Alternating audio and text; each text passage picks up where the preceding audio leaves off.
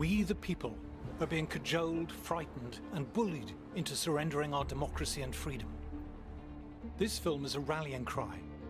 We must fight for our independence, for the right to determine ourselves the laws under which we live, and for the freedom to shape our own future.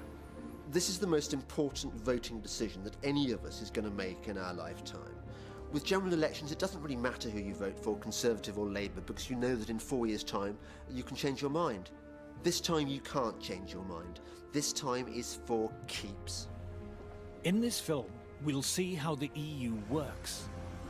It's like heaven for the politician or bureaucrat because it's power without accountability. It was devised to make sure that the great mass of the people could not control government ever again. The EU is turning into a dictatorship, and this is not overstating it. We will see what the EU has done to Britain. The EU has just obliterated the English fishing industry altogether. The European policies that we face are really the single biggest threat to our competitiveness. We'll see why Fortress Europe has been such a calamity for the European economy. What we see is the EU bringing up the drawbridge. The European Union has become an economic basket case. Certainly it is not in our economic interests to remain within the European Union. No way. We will look at the risks of tying our fate to the failing EU. Extremism at both ends is being fostered by the anti-democratic nature of the European Union. Far from being it safer for us to be in the EU, there are dangers that go along with us being members of the EU, being dragged into situations we don't want to get in. And we'll look at how independence could transform Britain. We have huge scope for creating vast numbers of new jobs. Outside Europe, we could have prosperity on a level that we can't even imagine now. We're being asked to give up the right to govern ourselves. What are we being offered in return that could possibly be worth it? Just shows utter contempt for what they think people are like, because they really do believe that these little trinkets are going to buy us off. What really matters is that you should have the power to remove the people who govern you.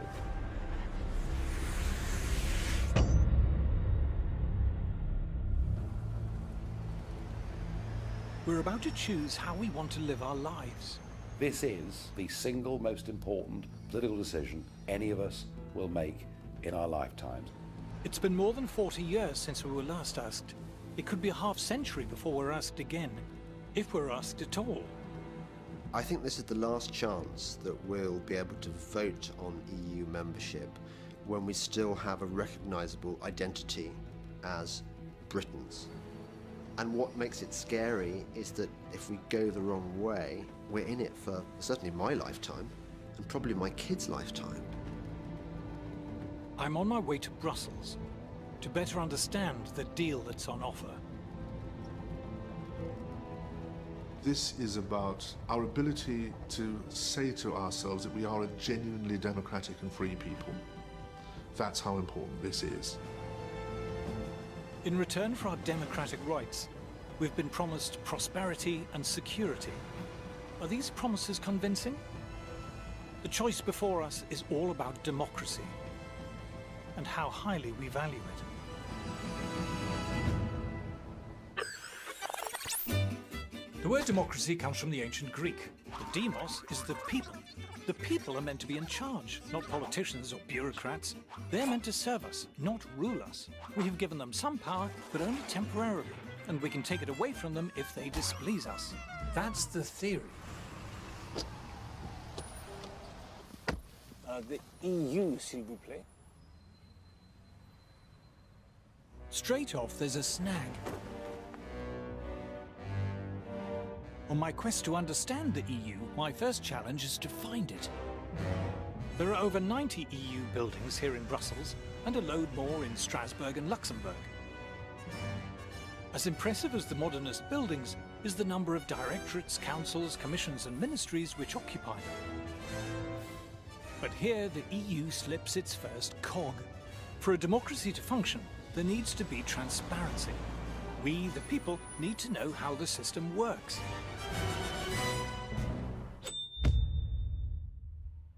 People might not understand exactly how the functions of the British Constitution work, but they get the gist of it. Once every 5 years, we go down the school hall or to a church, we put a cross in a ballot paper, they're all counted up, and the chap with the most votes wins. We get that. You try working out how a European Commissioner is appointed. It's positively Kafkaesque. You can't actually get your head around who does what, why, and who is answerable to who. The European Union, which imposes laws on 28 countries, is made up of 7 main institutions, which include the European Council, the Council of the European Union, the Court of Justice of the European Union, the European Commission, and the European Parliament. Do you know the difference between the European Council, the Council of the European Union, and the Council of Europe? It's a very good question. Tell me how many presidents there are in the European Union. How many presidents? Yeah. I'd guess at 1. There's 2 presidents, for goodness sake. I don't know what the difference between the 2 4. presidents is. There's 4 presidents, you say. There are squads of committees and presidents of this and commissioners of that. The expression I really hate is pooled sovereignty. It's bollocks. The people of Slovenia have no more idea than the people of the UK and the people of Sweden or the people of Spain what in fact is going on. I wouldn't profess to understand the detail of how it all works. And I think part of that is deliberate. One side knows. One side is a priesthood and knows how it all works, and the rest of us, ordinary citizens, don't know how it works, a massive transfer of power takes place. It was devised to make sure that the great mass of the people could not control government ever again.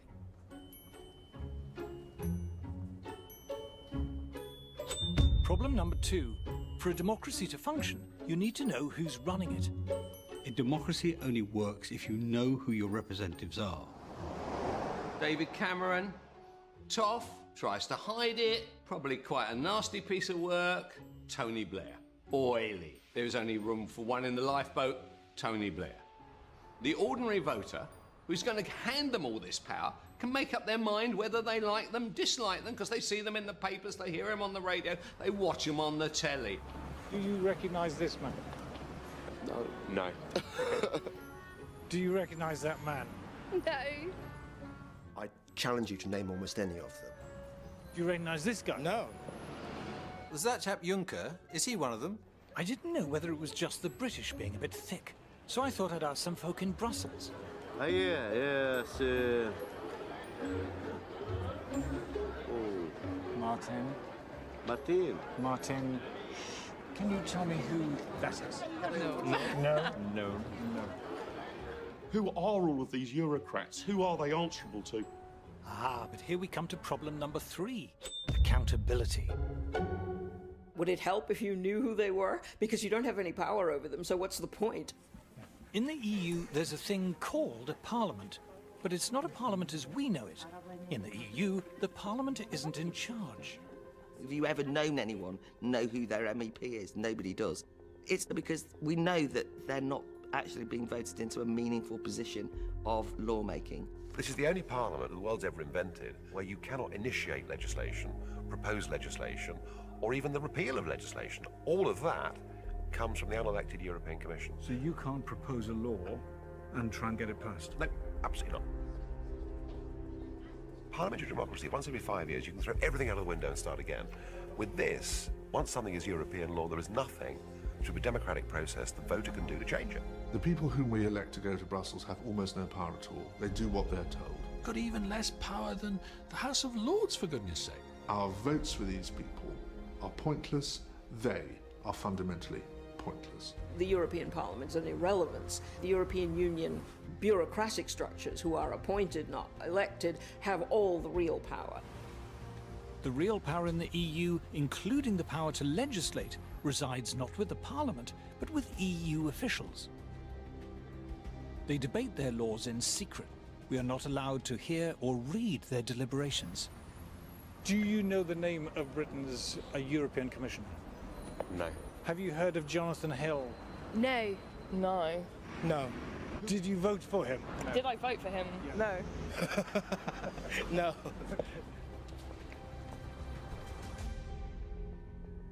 The curious thing is, only last year we were celebrating the 800th anniversary of Magna Carta, the founding charter of English freedom. The history of democracy in Britain has been the history of taxpayers demanding the right to determine themselves how much tax should be taken from them and how it should be spent.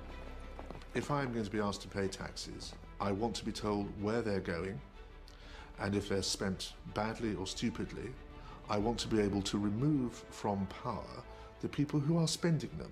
What made Britain rather different from most other countries was that at an early stage we said no government could pass any law or impose any tax without first getting the authority of the British people. So it's a major thing that we can be taxed by other people without our say.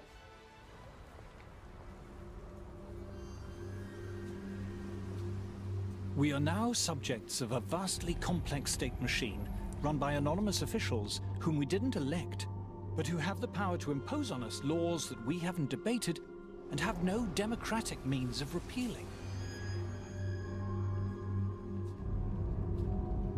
People who say to you that the European Union is undemocratic fundamentally misunderstand the European Union. It is anti-democratic.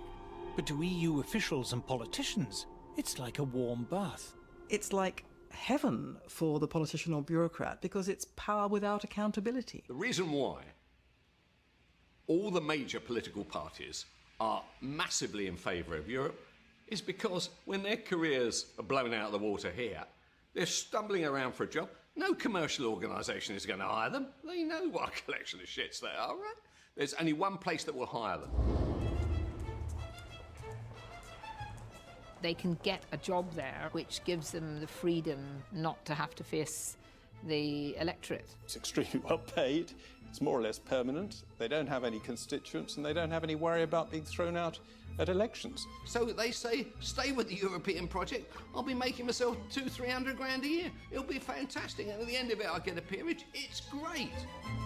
Since they're not directly accountable to the tax-paying public, EU politicians and bureaucrats have understandably been more than generous to themselves in pay and perks. This is the much talked about Brussels gravy train, and here's my handy guide. This is the shopping centre. But this is all for politicians and bureaucrats, it's not for members of the public. No. So you get your own hair salon and your nail bar. Get your nails done. Your nails done. There's a sauna, there's a massage parlour as well. Why would they not want to stay here, living a life of luxury? There are a number of people here who are paid more than the British Prime Minister. Ah, you might say, but how many? 4, 10, 100? 10,000. There are 10,000 people here paid more than David Cameron. That's 1 in 5 of everyone who works for the EU. If you're an EU official, there's the relocation allowance, the household allowance, the family allowance, the entertainment allowance, the private healthcare allowance, the private education for your kids allowance. The healthcare allowance includes free Viagra. You would have thought that would come under entertainment. If you're an MEP, you get an extra £250 a day for being good enough to turn up, another £41,000 a year on top of that to cover phone bills and computers, and another £225,000 a year on top of that to cover staffing costs, which in years gone by often meant spouse or children. And to cap it all, they've decided to charge themselves a special low rate of tax. But it's not just the officials and politicians who benefit. The EU diverts great rivers of taxpayers' cash to the tax-consuming middle-class intelligentsia in our sprawling, publicly funded establishment. The European Union is very good at purchasing the loyalty of powerful and articulate interests in all the member states. When we hear great public institutions, quangos, museums and campaign groups, waxing lyrical about the EU, we have to remember the EU gives them vast amounts of our money. The EU gives shed loads of our money to local authorities and to universities and to art groups and opera companies. And that then provides this chorus of noise in favour of the European project. Every charity over a certain size is getting money from Brussels. Every NGO. We see EU largesse effectively buying opinion. You know, what we see here is really a racket. It's become a very good way of taking money from the general population and handing it to people who are lucky enough to be working for the system. The EU likes to advertise its generosity, here in the northeast, for example.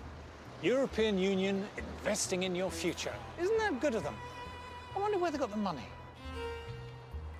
The Sage Arts Centre at Gateshead, we're often reminded, was built with the help of EU money. But what you're not told is that if you live in the northeast, for every £1 that comes from the EU, you have to pay the EU £2.30 in tax. But that's not the only price the Geordies have to pay for EU membership. I'm heading down the river to the mouth of the Tyne.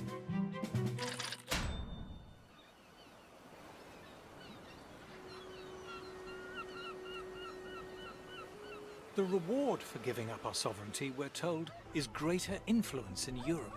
To see how much influence we have, I've come to the place I grew up. For centuries, fishermen's huts called shields lined the River Tyne. From them came the names of the towns that straddled the mouth of the river, North and South Shields. The seas here are rough, but the water is rich in mackerel, haddock, salmon, herring, cod, skate and shrimp.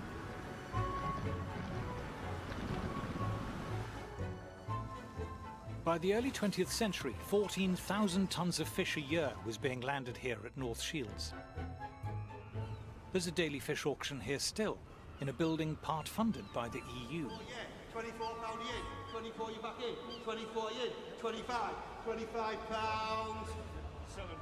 quid for them.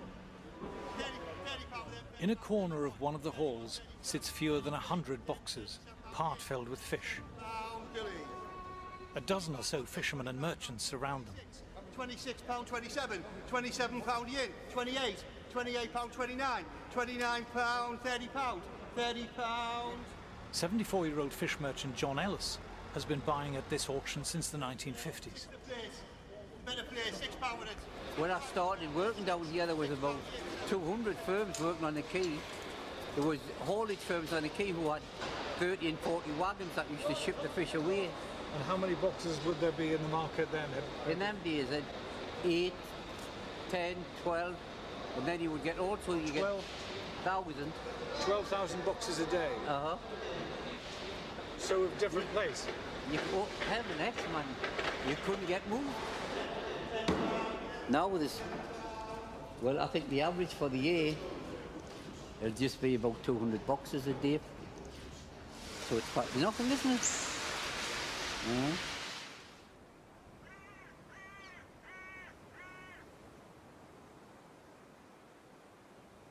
When Britain joined the common market, it lost control of its fishing grounds. When quotas were imposed, several other European countries lobbied the EU for Britain's fishing rights to be divided up between them. The British government was powerless to stop this. The EU has just obliterated the English fishing industry altogether. The quota system they've got now is it's just mad. Local fishermen were now banned from fishing in waters they'd fished successfully for centuries. Oh, just beyond the pier over there. In fact, it might be there today, this great big Dutchman. Well, that Dutchman's got 25% of the whole quota of all of England. It's only 3 or 4 miles off the Tyne, catching herring and mackerel. Local fleet can't catch herring and mackerel, and it's right on the doorstep. There is still a prospering North Atlantic fishing industry, but only in countries that have retained their independence. Well, look at the Icelandics and the Faroes and the Norwegians. They sell millions of pounds worth of fish to us. And they're outside the common market. But you tell me a common market country that buys fish off us, but they send the fishing boats to the North Sea to catch our fish. And it's just madness. The EU has been paying British fishermen to destroy their boats. They said the fishermen, if you want to get out in the industry, will give you a lump sum. This here looks like an old boat that's been destroyed. They just watch them with big chainsaws, cutting the old wooden boats up and burning them. The EU pays fishermen to leave an industry and destroy their boats. That's right. While at the same time giving rights to people elsewhere to fish the same waters. Oh, that's right,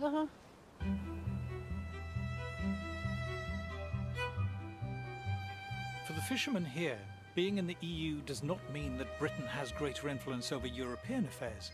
It means Europe has taken control of our affairs. We have not gained power, we've lost it. For the last couple of decades, Britain has voted against 72 measures in the European Council and been defeated 72 times. How will you be voting in the referendum? Oh, definitely out. Definitely out. I've known that as soon as I ever got the chance, I'd vote out. For many in Britain, the EU sticks in the craw. EU regulation seems absurd and intrusive. We don't like being bossed around by a bunch of bureaucrats. For the British, it seems to go against the grain.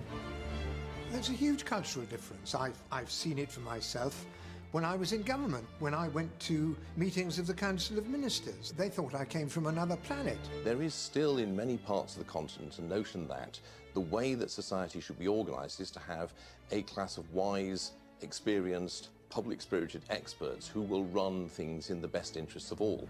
The British historically have been deeply sceptical of this kind of approach. Britain, I think, does stand out within Europe, and one of the odd things is why they want to keep us in the club, given that they're always complaining about us. Why are British the cussed ones in Europe? Why are we so attached to our independence and freedom? Why do we take so badly to regulation? Where does it all come from? The British freed themselves from suffocating feudal regulation centuries before the Europeans.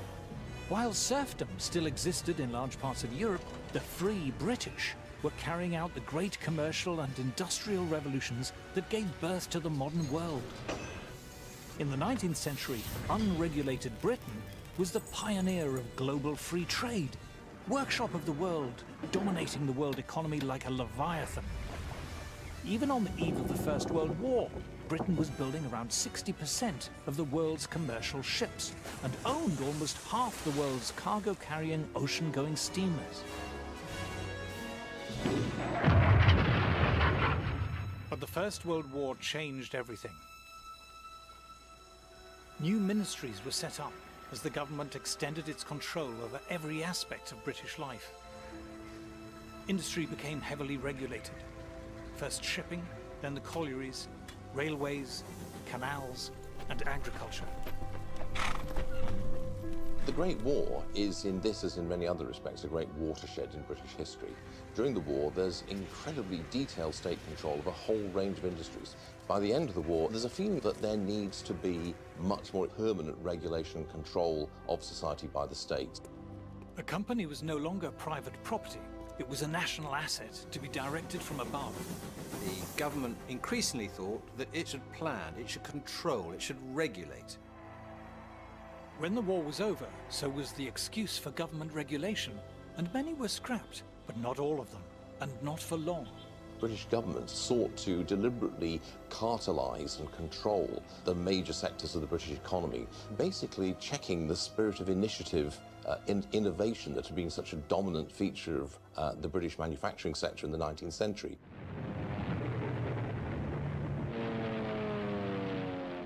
With World War II, regulation increased still further.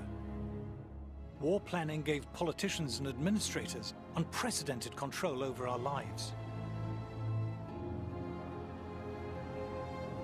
And after the war, they were unwilling to hand back their power. We won the war, so we think that governments must be pretty good, and as a result, everything is then planned. How we build houses, what the houses should look like, how they should be decorated, who should live in them. Virtually every area of life, we had boards of experts working out the best way to do things. A young couple has dropped in for advice on setting up home. First, they're shown how to avoid overcrowding a room. Always allow at least 18 inches between chairs and other furniture. Everything from heavy industry down to clothes, food, and children's toys were regulated. If you didn't manage a doll at Christmas, this is probably why. All restrictions on toy making have been lifted, but export has the first claim. Britain became perhaps the most state-controlled and regulated economy in Europe. The regulation of business, trade, commerce of all kinds was much, much greater than anywhere else. Regulations, price fixing, protectionism, supporting failed industries. A heavily regulated economy, ordered from above, the politicians assured us, would be a screaming success. But the very opposite happened. The purpose of regulation was to end wasteful competition, but it was competition that had kept industry efficient and innovative.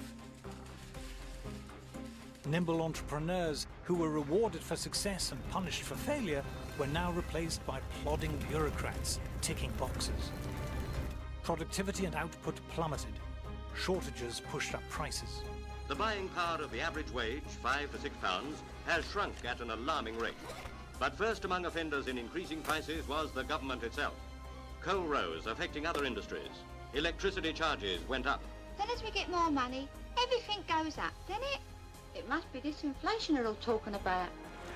For ordinary British consumers, life was grim. Goods were either unavailable, unaffordable, or heavily rationed. Good news came with a sticky end to sweet rationing. For 9 years, mouths had watered for this great day. And it was too much of a tummy ache for the country's economy. And soon, personal points came back.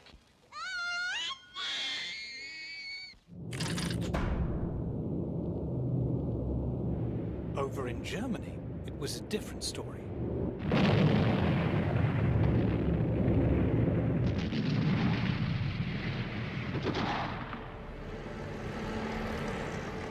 The war had left Germany little more than smoking rubble. West Germany would receive some martial aid, but only less than half the amount sent to Britain. At the end of the Second World War, Germany was a ruin. If you see the old footage, it was absolutely flattened. Germany needed a miracle, and this was the man who performed it. In the first free elections after the war, Ludwig Erhard, the son of a shopkeeper, became Minister for the Economy, a post he held until 1963. Ludwig Erhard began the Wirtschaftswunder, the economic miracle, by completely scrapping all of the controls that he'd inherited from the Third Reich, and he did this against the strong advice of his British superiors, you might say, in the occupied zone. Erhard revolutionized the German economy because he just got rid of regulations on a massive scale. He got rid of production controls, price controls. He got rid of trade barriers. They were happy to have open and free trade, a deregulated economy. They want to see industries stand on their own 2 feet, and those that can't must make way for those that can. Germany was open to the world, you had much more free and easy entry into business and commerce and the professions in Germany, and the result was that the German economy became much more dynamic, much more innovative, and ultimately much, much more successful. Just look how quickly Germany pulled itself off the floor. Industrial production soared.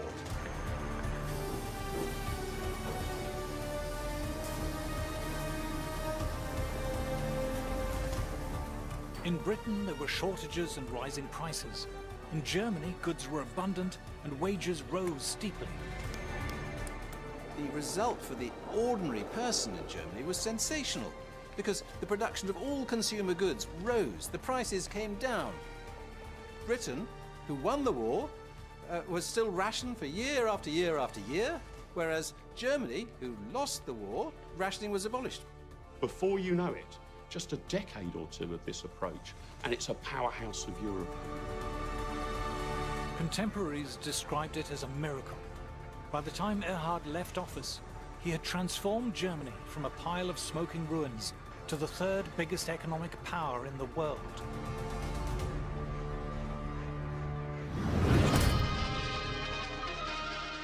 Then came something called the common market. In the greatest free trade experiment of modern times, the barriers are going up between 6 European countries. Barriers up, tariffs down. That is the meaning of the common market, formed by France, Italy, Western Germany, with Holland, Belgium and Luxembourg. They will reduce and eventually abolish trade barriers between themselves, and at the same time maintain a common tariff against the world outside. Joining the EEC seemed like a great idea.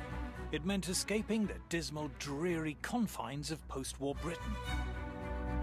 In the 70s, we had terrible problems. We had double-digit inflation, the 3-day week, prices and incomes policies, and we looked across the channel and we thought, these chaps are doing something right. At that time, Britain was a very centralised place, a very over-bureaucratic and regulated place. Europe was a much more competitive and free trading place, and it looked like the future. Europe was the future. Europe meant sun and wine and fancy food like pasta. It meant going out into the world and opening up and hopefully becoming more like powerhouse Germany.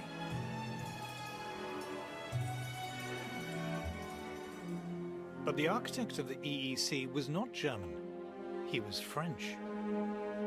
Jean Monnet was steeped in the French bureaucratic big state tradition. Indeed, he had spent the Second World War in Britain, helping to create the very regulations which had all but destroyed the post-war British economy. When Britain joined in 1973, we should have seen what was coming. When the documentation was brought in for signing, it took 2 strong men to carry it. Of a new and a greater united Europe.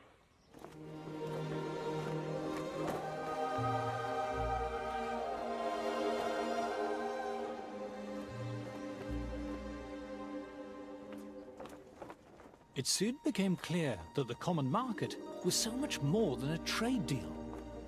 Shiny new buildings kept appearing, the administration grew, and the price of membership kept going up as the EU assumed greater powers and demanded more money from member states. Inevitably, this burgeoning bureaucratic machine reflected the values of the university-educated people who ran it and who benefited from its generous funding. Staying in the EU is the right kind of thing because it's what civilized, sophisticated people do.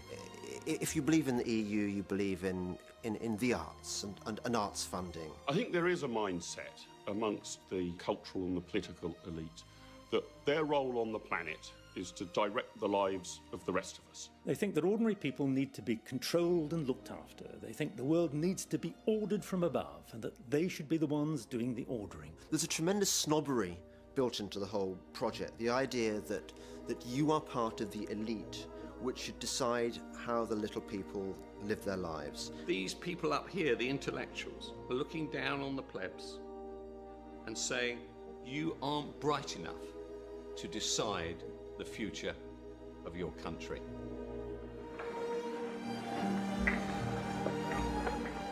As the EU's power steadily increased, so did the number of regulators and the volume of regulation. The bureaucratic class can find no area of human life that they don't want to write a rule book about. What vacuum cleaner you've got, where you get your hair cut, what kind of size your shoes are, and those rule books stack up one on top of the other, such that no reasonable human being could now possibly have an understanding of all the rules they need to obey. You've got thousands and thousands of bureaucrats, civil servants and administrators, and their job is to push paper, write on paper, have rules on paper, pile up more and more paper. You just get a mass of growing telephone directory size rules and regulations, one after the other, ceaselessly, endlessly. That is actually what the bureaucracy sees itself as there to do. If the list of EU rules could be put into one document today, it would take more than 2 men to carry it on. Such a document would reach as high as Nelson's column. Regulation is so vast and complex, even the EU is unable to tell us how many laws there are covering different areas of our lives. So we've used some helpful EU databases to make the best estimate we can. Here is regulated EU man waking from his regulated slumber to start his regulated day. You wouldn't think you'd need a law for pillow cases, but the EU has 5. But that's nothing. The pillow inside is subject to 109 different EU laws. As far as we can tell, there are only 11 EU laws pertaining to radio alarm clocks. There's around 400 governing the other stuff on Joe Citizen's bedside table. You can't be too careful with duvets and sheets, so there's around 50 laws governing those. There are 65 laws governing bathrooms, but that doesn't include the contents. How they've managed to think up 31 laws for toothbrushes is beyond me. But let's face it, toothpaste is a bit weird, so 47 laws sounds about right. Mirrors have been known to crack and get dirty, so they're covered by 172 laws. As for the shower, well, we've all seen Psycho. Murdering girls like that is now strictly prohibited. Shampoo can get in your eyes and cause discomfort, 118 laws. EU bureaucrats seem terrified by towels for some reason, slightly more relaxed about radiators. There are 1,246 laws relating to bread, but just 52 covering the crazy anarchic toaster. Just 84 laws cover fridges. But an impressive 12,000 laws cover milk. After all, it might go off. Bowl 99 laws. Spoon more than 200 laws, same for the orange juice. But the coffee, whoa, stand back, Grandma. This toxic jungle juice can keep you up all night. The best dog in Britain is unaware of the odourless fog of canine legislation, but careful Ruby, ignorance is no excuse. Our regulated man leaves his regulated house. There are only 92 laws about pavements, after all they're just pavements, but you get the idea. EU regulation surrounds us like invisible barbed wire. When we're frustrated in our daily lives by needless, stupid EU laws, it's infuriating. But it's much worse than infuriating if you're thinking of starting a new business. It's like entering a legal minefield. For small and medium-sized businesses and startups, it's perilous. Complying with regulation imposes huge costs, and falling foul of regulation can put you out of business. Big established firms don't mind regulation so much. For a start, it means less competition. Big corporate interests tend to love the EU. It suits their purposes perfectly. All the corporations love the European Union because what it does, it creates the regulations which destroy their smaller rivals. Big business loves regulation. Don't forget that. Big companies can lobby in Brussels, and the amount of money they spend there is staggeringly large. One of the first things that stuns you are the number of invitations on your desk to lunch, breakfast, dinner, champagne receptions, and invariably they come from lobby groups. There are people who make their entire livelihoods out of being professional lobbyists in Brussels. This is where a lot of the lobbying goes on. So you will see the lobbyists from different companies, from NGOs. The returns they get by stifling competition and framing regulations in a way which suits them and keeps other people out is very, very striking. It used to be called a rich man's club, and that is by and large what it is.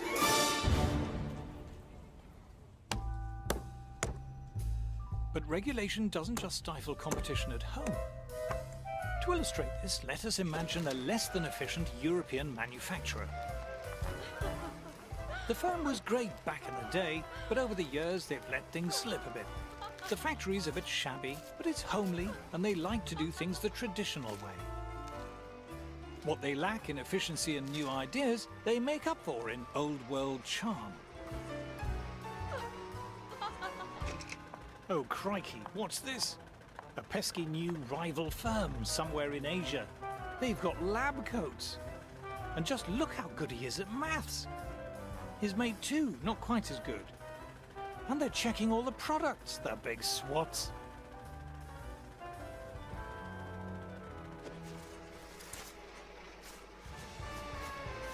At our Euro firm, the products haven't changed much in a while. And what's the point of a fancy new machine when you can give customers the hands-on personal touch? It seems to have worked all right in the past. Oh, but look at the Asian fellas. Their umbrellas have clever sci-fi buttons to make them open. Oh, what? The buttons make them come down too. How do they even do that? Our Euro firm faces a tough choice. Do they tidy up the factory, buy some lab coats and give everyone calculators? Or do they get the next train to Brussels?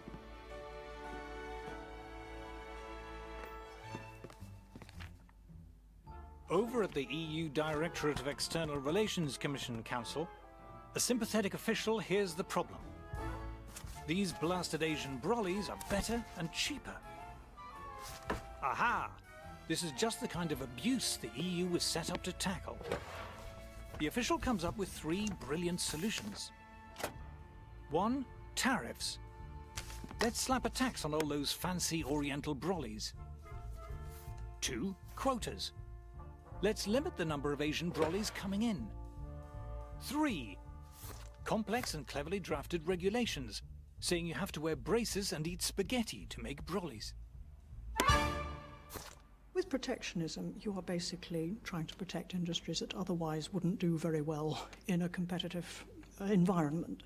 Otherwise, you wouldn't bother to protect them. You only create a trade barrier because somebody else has got a better, cheaper product. Otherwise, why would you create a barrier? What we have here is something that portrays itself as a free trade area, but is actually erecting barriers and walls to the rest of the world.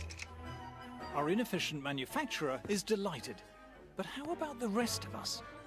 If you are propping up and sustaining inefficient ways of doing business, then the people who suffer are the customers. You are preventing your citizens from accessing better, cheaper products. You name it, TVs, laptops, sofas, EU regulation and trade barriers pushes up the price of everything.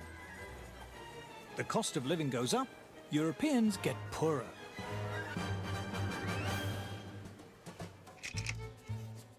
But it wasn't just manufacturers who sought protection. Farmers like it when food prices are high. So when a French farmer, say, finds that African farmers are beginning to sell their produce in Europe, he's not happy. Our EU Commissioner knows the routine. Tariffs, quotas, regulations, saying you need to wear berets and drink Ricard to grow food. This is particularly pernicious for African producers of food, who find that they face a big tariff barrier when trying to export to Europe. Now that's bad for them because they can't earn money, and it's bad for British consumers because their food costs more.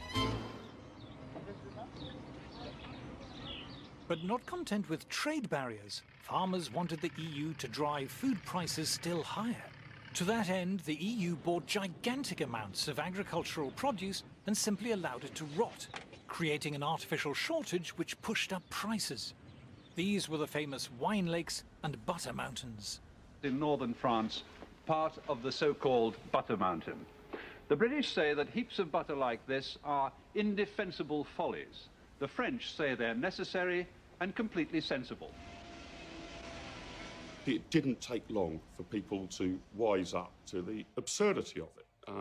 And not just its absurdity, its immorality, frankly. All this is rotten for us consumers.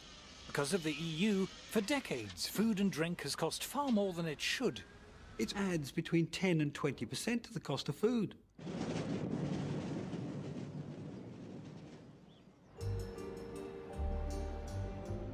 But it gets worse. Let's look at protectionism and the steel industry. If you're a steel producer, you don't like the idea of cheap steel coming in from America or Asia. You'd much rather the EU shove up some trade barriers.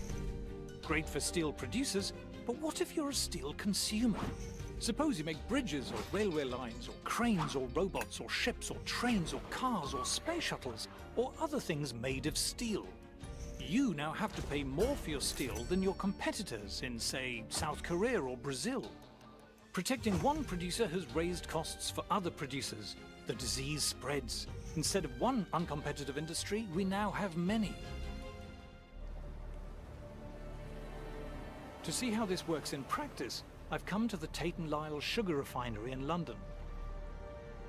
For centuries, raw sugar has been coming into the Thames in huge quantities to be refined in factories like this.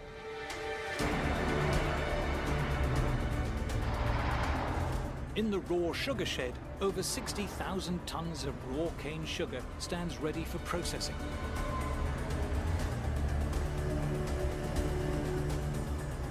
Outside is Tate & Lyle's own dock.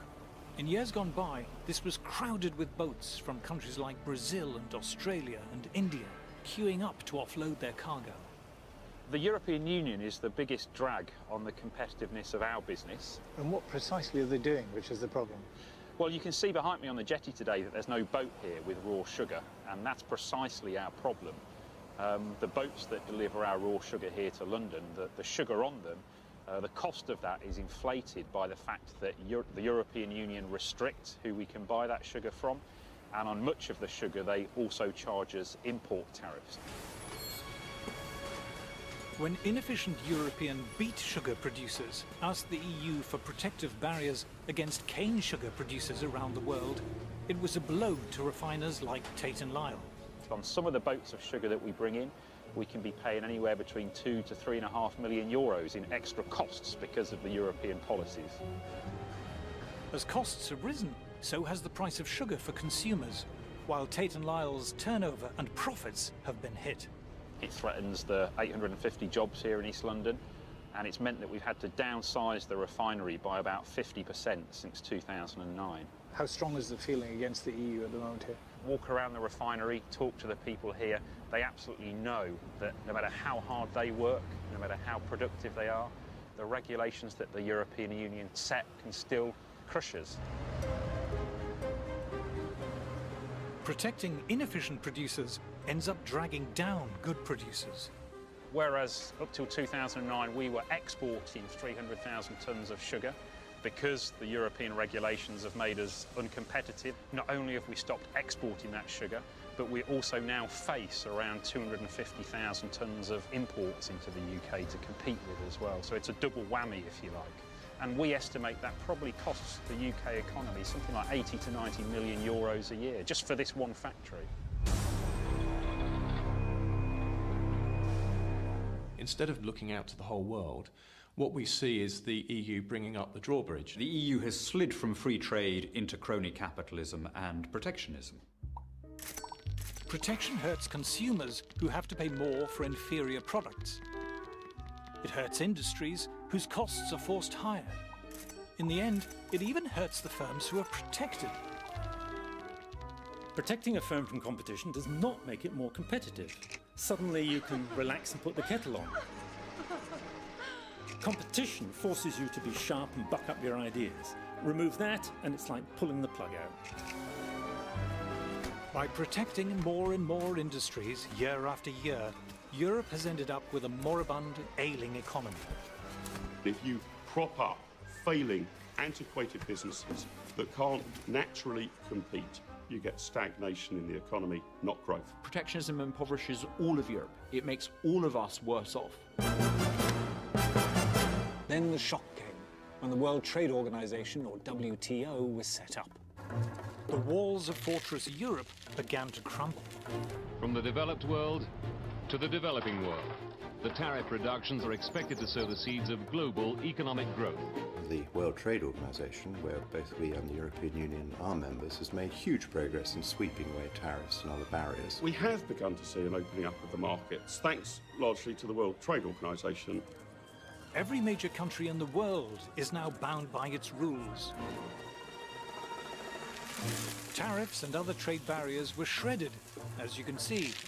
The World Trade Organization has driven down most of the tariffs. In the EU, the average tariff on agricultural products has fallen to 12%, and on manufactured goods, just 4%. Europe's industries now face the challenge of international competition. I think the European Union is learning a very hard lesson. But if you're insulated from competition decade after decade, it comes as a bit of a shock when it arrives. Growth in the EU, already feeble, has more or less ground to a halt, with youth unemployment reaching staggering proportions. The EU badly needs its own post-war German-style economic miracle, but far from slashing regulation, the mountainous burden keeps growing. It constantly wants to achieve growth through harmonization, top-down control, and central direction. And we know those don't work. It militates against precisely the kind of individual initiative and innovation that is at the heart of economic growth. Regulation is the enemy of competition, and competition is the engine of growth. Therefore, it is no surprise that the European Union has become an economic basket case. Every continent now is outgrowing Europe. When you think of the growth rates in China, and then you look at the growth rate in the European Union, that tells me that we are in the wrong place. We joined the European Union and it's become the world's only declining trade bloc. Far from hitching our wagon to a dynamic economic locomotive, we've shackled ourselves to a corpse. The people have never given a bigger vote of no confidence than Brussels. Today, world markets were nervously watching. The stock market has not been reassured. What the European Union has become in the 21st century is what Britain was when it was the sick man of Europe. Despite decades of economic decline, the EU elite carries on regardless. They are unmoved by criticism, untroubled by popular discontent. But the frustration of ordinary people is beginning to show.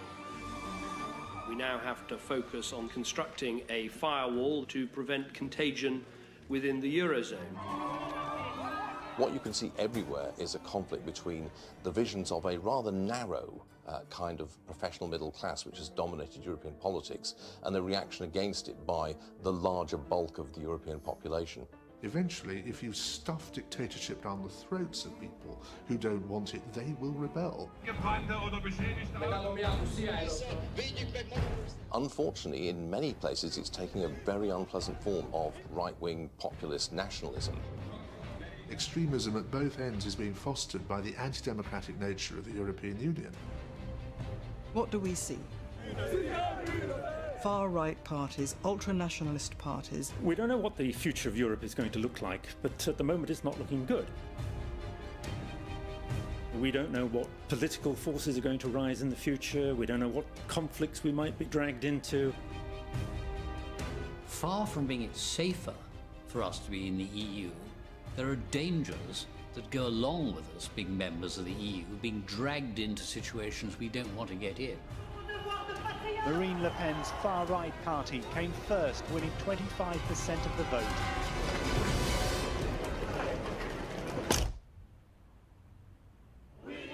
Given the shocking lack of growth in the EU, the promises of prosperity and security seem empty. But if we left, would we cope? Are we too small? If we're outside the EU, will anyone trade with us? To find out, I'm heading to a European country which has steadfastly refused to join the EU. Switzerland.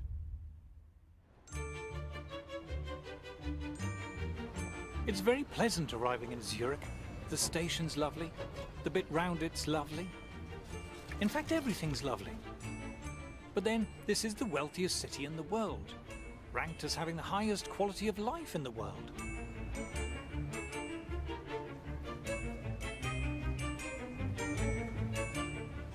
All the cliches are true. Everything is so neat and efficient. The people are so polite and obliging. And the buildings are beautiful. This place is wealthy, and it's obviously been wealthy for centuries. I want to know how the Swiss are managing to cope without the glorious benefits of EU membership. So I've come to one of Zurich's many lovely coffee houses to meet the veteran Swiss economist and writer Beat Kappeler. So Switzerland is not in the European Union. Is that a problem for you? No, because Switzerland has free trade agreements with many countries in the rest of the world, with Japan, China, Latin America. We're told we need to be in the EU for trade. But Swiss exports per head are 5 times higher than ours. In fact, they're about the most successful exporting nation in the world. Then we're told we need to be in the EU for jobs. We have a very high labor market participation. 83% of all people in working age work. That's much higher than the rest of Europe. Switzerland has one of the lowest unemployment rates in the world, lower than any country in the EU.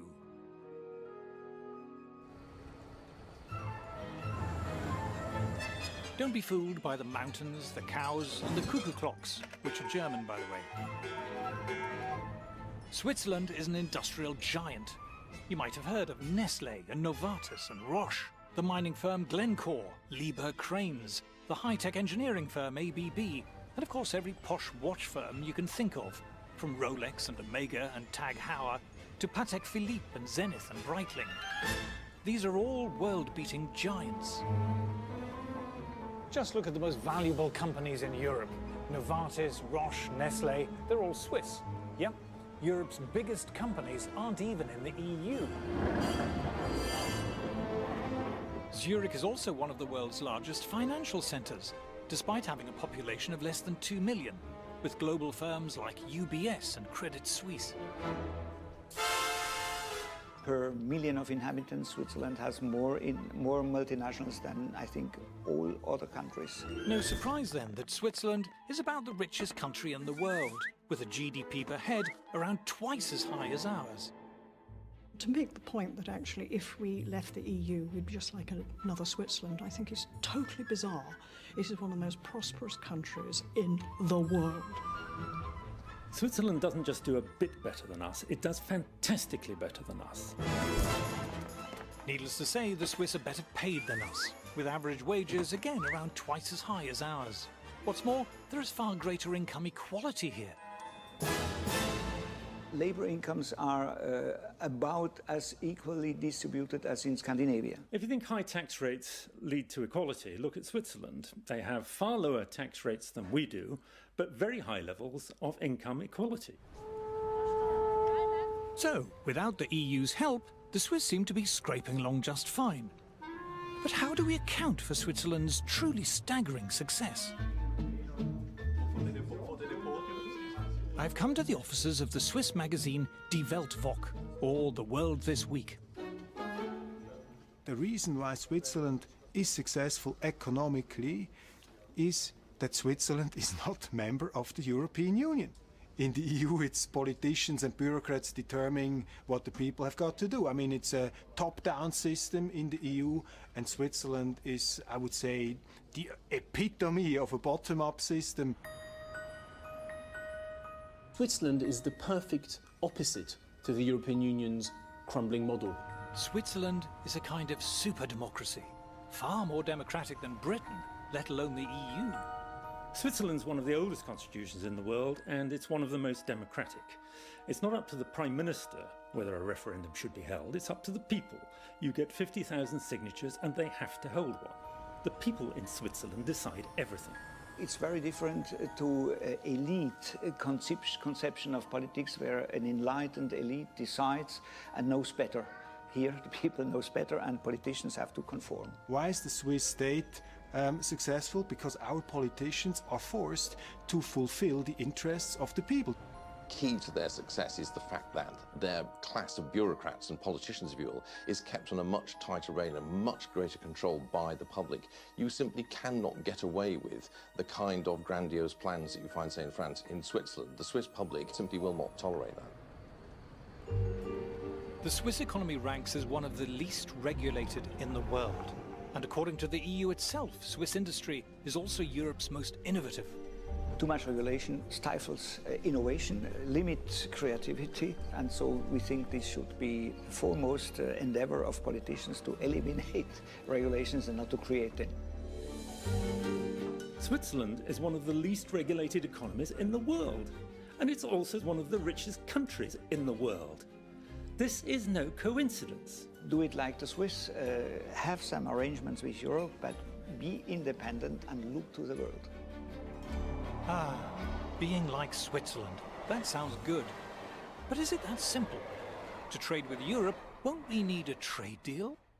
No, there's so much nonsense talked about trade agreements. The EU is a trade deal, and it's very bad for us.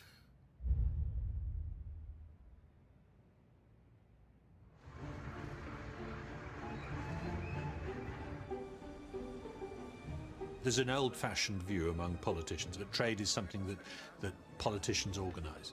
It's not. Trade was all about the great and the good from one country signing a treaty with the great and the good of another country. But real life is starting to leave that behind. I've headed back to South Shields to visit John Mills, one of the Labour Party's biggest donors. His company, JML, has hundreds of products manufactured for them in countries all around the world and exports thousands of container loads of goods every year to every corner of the planet. This business is truly global. Well, we export to about 85 countries at the last count. The majority of these countries are not in the European Union. But it's actually no more difficult for us to sell to the United States or to Australia or to even China than it is to sell to the EU. The idea that you have to be in the European Union to trade with the European Union is a total absurdity. Wander into any shop in Britain and you'll find goods from all over the world. Cameras and TVs from Japan, computers and phones from America. But we have no trade deals with these countries. You don't need a trade deal with a country to be able to trade with it. If you go shopping, what do? Well, you buy Chinese goods, you buy Korean goods, you buy American goods, and yet none of those countries are part of the European Union. China doesn't have a trade deal with the European Union, nor does the United States, nor does India. You don't need trade deals. Trade involves having a product or a service which other people are prepared to buy at whatever price you can produce it for. Though we don't need a trade deal to trade with Europe, it's highly likely they will want one. for one simple reason. The EU is desperate to keep its goods flowing into the UK. You go outside, you count, don't take my word for it, go count the number of Audis, BMWs, Mercedes, Volkswagens. You'll find it's over 30% of our market. The Germans' biggest industry needs us to the tune of 16 billion plus every year. We are actually the biggest market for the rest of the European Union.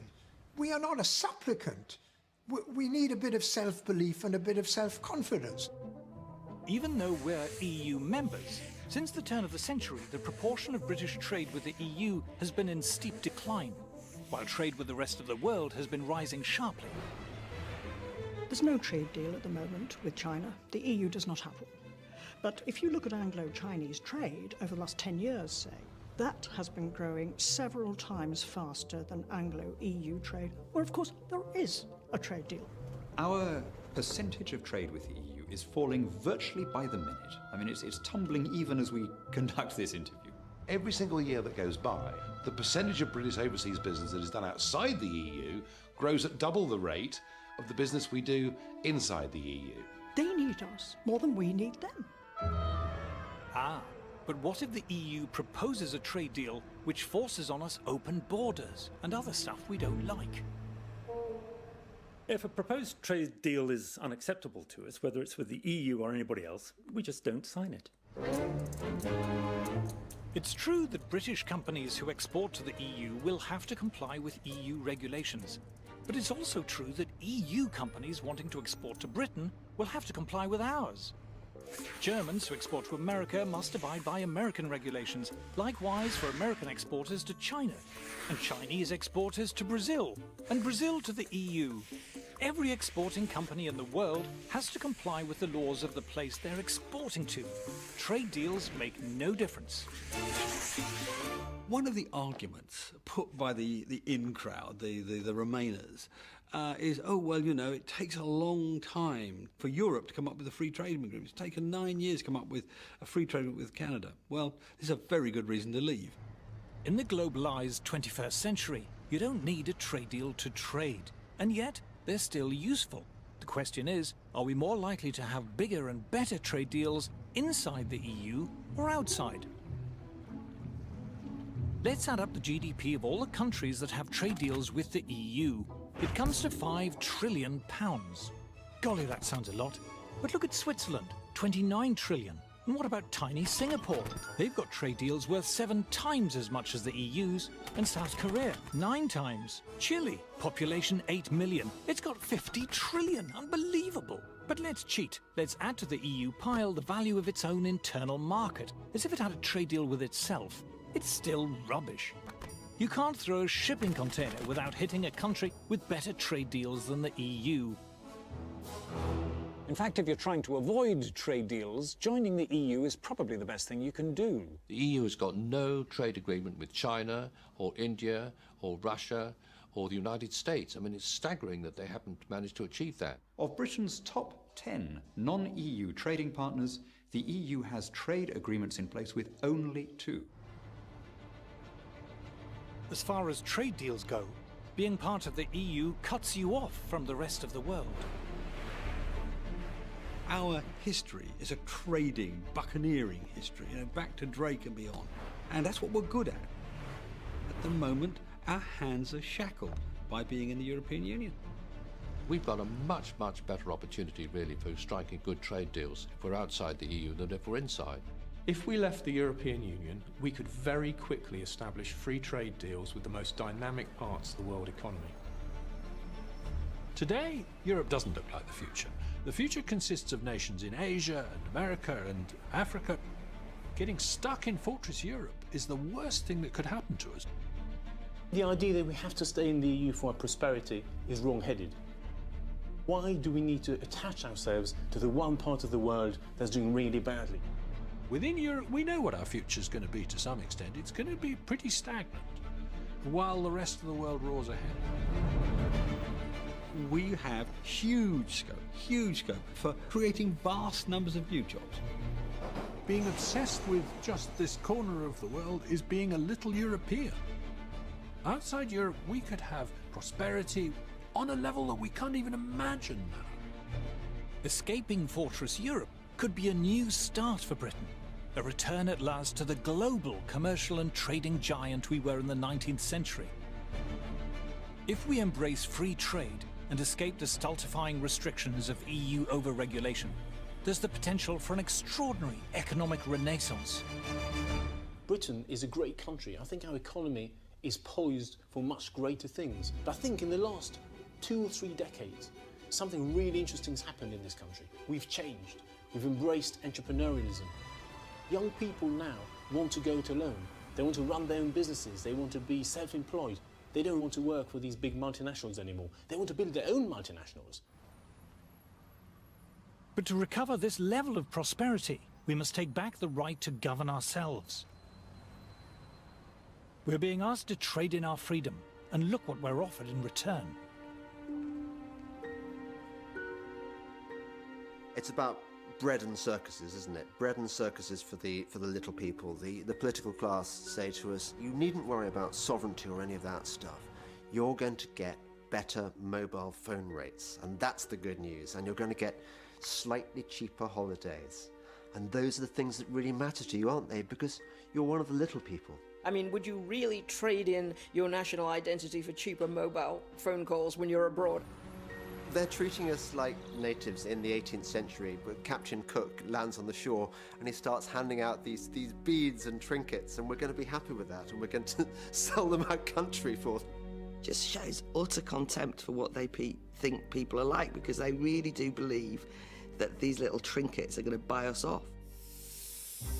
In the referendum, we will be asked to choose. Do we want to be governed by an organisation which we don't understand, run by people we don't know and haven't elected, who have the power to impose on us laws that we haven't debated and have little or no chance of blocking or repealing? Have you decided what you're...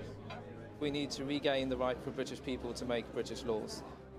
If people believe that the best way to strengthen the United Kingdom is to hand over every year more money and more power to an unaccountable bureaucratic elite in Brussels, then what they should do is campaign to stay in the European Union. It comes down to the essential issue, the working man and woman of this country against people who think we have a better plan and a better mind than you. And if you don't like it, what are you going to do? And the answer is, we're going to vote leave. So... There are a number of issues where I believe that we should be leaving. This is people versus the establishment, people versus the elite. I just hope that the mass of people who may not go around being interviewed much, may never get a look in on any of the media or television, come June the 23rd, will be out there saying, this is our chance to get our own back. Give us back control of our own country. With general elections, it doesn't really matter who you vote for, Conservative or Labour, because you know that in 4 years' time, you can change your mind.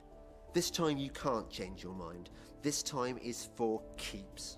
This referendum is the most important political act that has happened in my lifetime. This is about our future, our freedom, our democracy, our right to govern ourselves. What really matters is that you should have the power to remove the people who govern you. And the reason why the suffragettes went to all that trouble to get the vote was because they wanted to, they themselves, be treated as grown-ups and decide their own destiny. If I was told I would be stewing grass to feed my family in 5 years' time, if we left the European Union, I would still do it.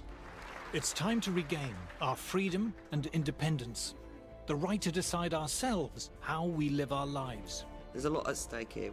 What we want is democracy. We, the people, should determine our own destiny. We have the capacity to shape our own futures. So my question is, what price freedom?